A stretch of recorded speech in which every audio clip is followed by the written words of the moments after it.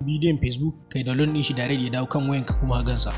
Face zaka bude Facebook dinka sai ka je inda bidiyo suke.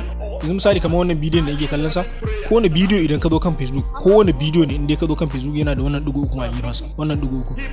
So sai ka taba wannan digo uku. Wannan digo uku na gefen can da can sama sai ka taba shi. Na kowane bidiyo za ka gani akwai gefen sa, sai ka copy link. Kar kai shi akai copy link kawai. In ka copy link sai ka fita.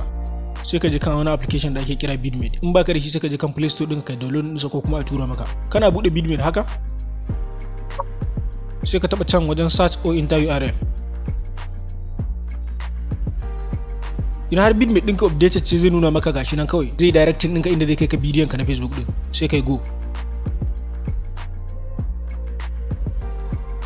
Zai bude maka Facebook ɗinka sai ka ja ƙasa kaɗan. Za ka ga posting ɗin ne amma sai ka ja ƙasa kaɗan. In ka ja ƙasa kaɗan zai nuna maka ga alamar download na wajen. In ma bai kawo kana wannan pejin ba, daga nan ƙasa gashi nan za ku ga alamar download nan, wannan wanda yake nuna muku da aro, sai ka taba shi. Ka taba shi, wannan na sama shine na audio, za ka ga alamar audio nan, wannan na ƙasan kuma shine na video. Sai ka zaɓi wanda yake da megabyte babba, saboda yawanci idan aka ɗora bidiyo ka a Facebook nauyin su yana raguwa ko kuma ba sa zuwa da nauyi babba. Irin misali Instagram da YouTube su ne wanda za a ɗora bidiyo da nauyin su, kuma nauyin su yana kai da hasken su komai yana, amma yawanci za ka ga aka ɗora bidiyo a Facebook hasken sa yana raguwa. So sai ka sauke da babban megabyte na ƙarshe, ka ja ƙasa ka tabbatar da ka sauke na babban megabyte domin ya fita da haske. Sai ka taba download din nan. Ka taba download din nan sai kai don, sai ka zo nan wajen alamar download can sama.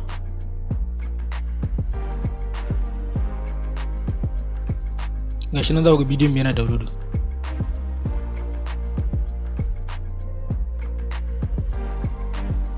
Gashi nan bidiyon ya gama downloading, za ku ga gashi nan download complete. Idan na fita na je kan MX player na, yanzu zan gan shi. Na zo kan download. Gashi nan za ku ga bidiyon na a sama. Idan ku gashi nan wannan shine bidiyon, bari na canza muku bidiyon domin ku gasa. Gashi nan za ku ga wannan shine bidiyon. Idan ne haka na zo nan za ku gashi nan shine wannan bidiyon akan Bitmate dina, sannan kuma gashi nan shine still akan Facebook dina. Gashi nan da rubutu a tsakiyar nan, sannan gashi nan akan Bitmate, sannan kuma gashi nan akan MX player na ya riga da ya download.